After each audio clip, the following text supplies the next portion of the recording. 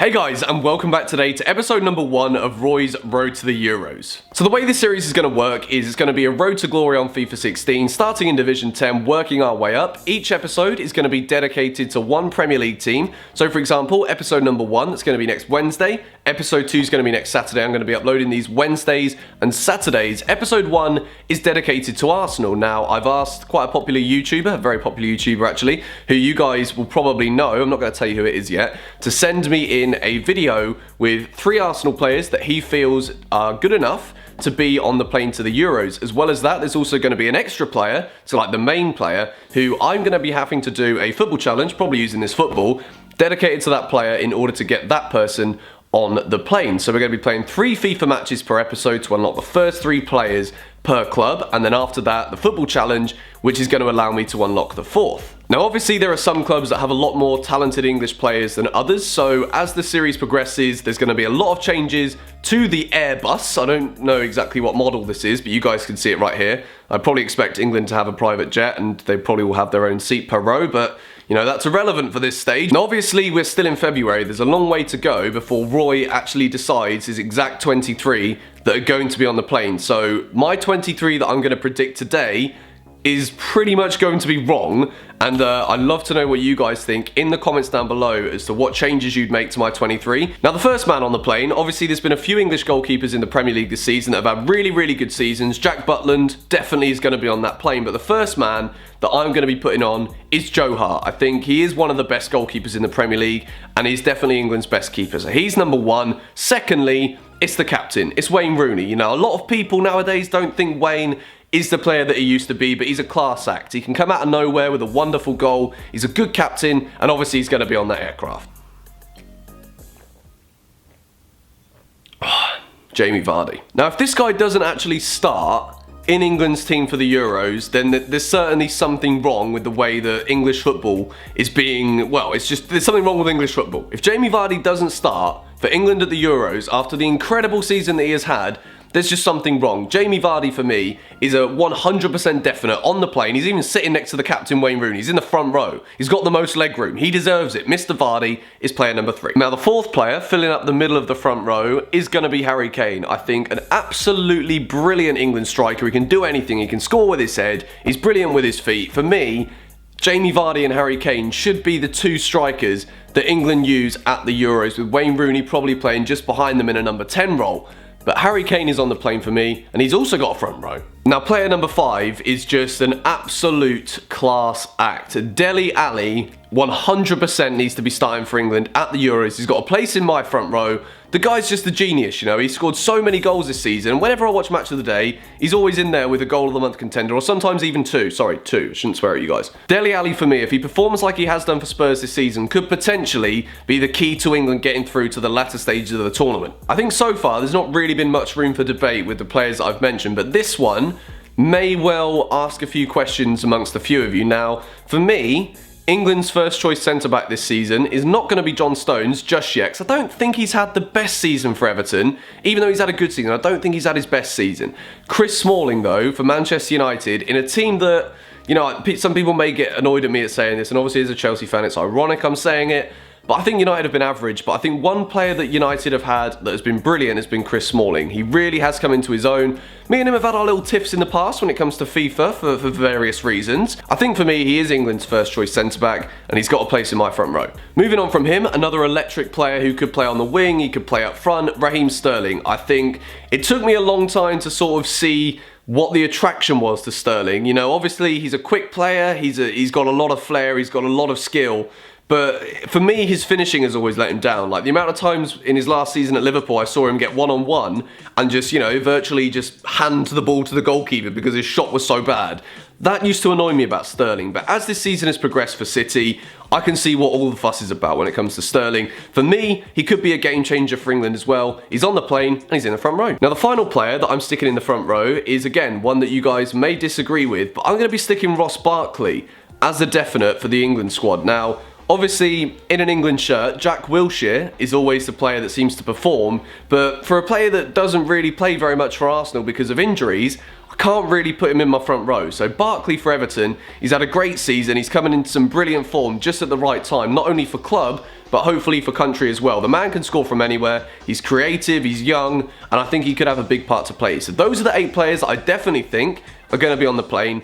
Now to fill up the rest of the seats. Now then, this is where it really starts to get interesting, because obviously between now and the end of the season, a lot's going to happen, and a lot of these players probably won't make it in the squad. But as of now, I feel as though there are quite a few questionable ones, but these are the players I've gone for to make up the rest of the squad. Most national teams actually take 3 goalkeepers to the Euros, but just because I had such a difficult time picking my outfield players, I've only put 2 England goalkeepers on the plane. Now that's probably going to be wrong. They'll probably take 3. They will take 3. But Jack Butland is England's second choice for me. He's had a wonderful season from Stoke. He's a brilliant shot stopper. He's basically got it all. He's there. He's right up there with Joe Hart. Butland is my number 2. Now we move on to the defenders. I'm going to stick Gary Cahill in there. He's obviously not had as many games for Chelsea this season as he would have liked, but he's a brilliant centre-back. I think he is going to be in there, or maybe on the bench. John Stones might start ahead of him. That leads me into the third player, John Stones as well. So Cahill and Stones, I think, are England's 2 best centre-backs alongside Chris Smalling.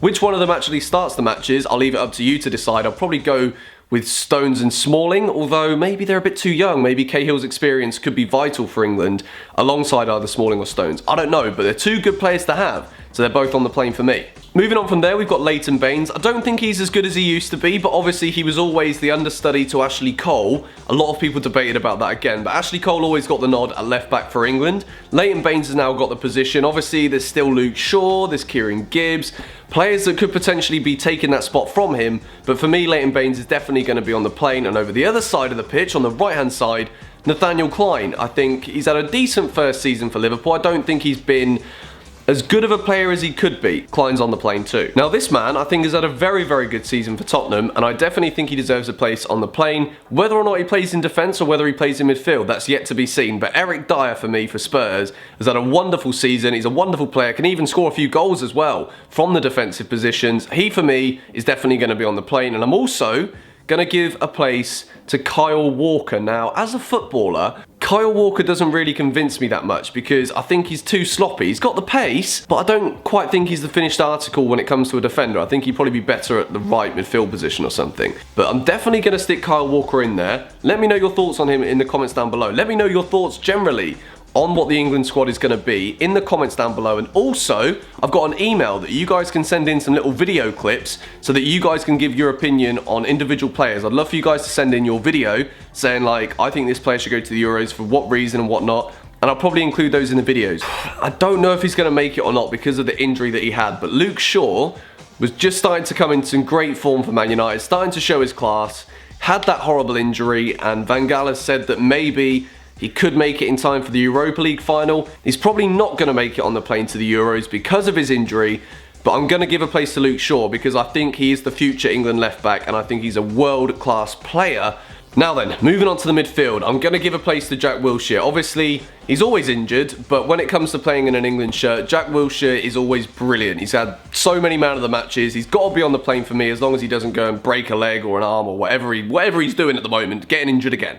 Jack Wilshere's on the plane for me. Obviously, it's going to be very difficult to replace Steven Gerrard as Liverpool captain, but I think Jordan Henderson's doing a decent job. I don't think he's doing a great job, but I'm going to put Henderson on the plane. And also, I'm going to give a place to Fabian Delph, the Snake. I think he's definitely got a role in this England squad. I'm going to give a place to Adam Lallana as well. Now, I don't think he's been as good at Liverpool as he was at Southampton. I still think he's got a lot to offer Liverpool, and I think he's got a lot to offer England as well. So Adam Lallana's on the plane. Now moving into some more attacking positions, the good thing for England is they've got strikers or attackers. I don't really like saying strikers because the likes of Theo Walcott, who I'm putting on the plane, Alex Oxlade-Chamberlain, putting those guys on the plane. I think they could do a lot of jobs for England. I think if you need them as wingers, they can be wingers. If you need them to play up front, they could play up front. Oxlade-Chamberlain, for me, definitely a winger, not a striker. But Theo could actually play up front. And the other player, I'm going to give the final spot to Daniel Sturridge. Now, whether he's fit, he's probably not going to be fit. The guy's injured virtually every week of his life. To me, that's pretty sad because he is a brilliant striker. He had that great season when Suarez was at Liverpool.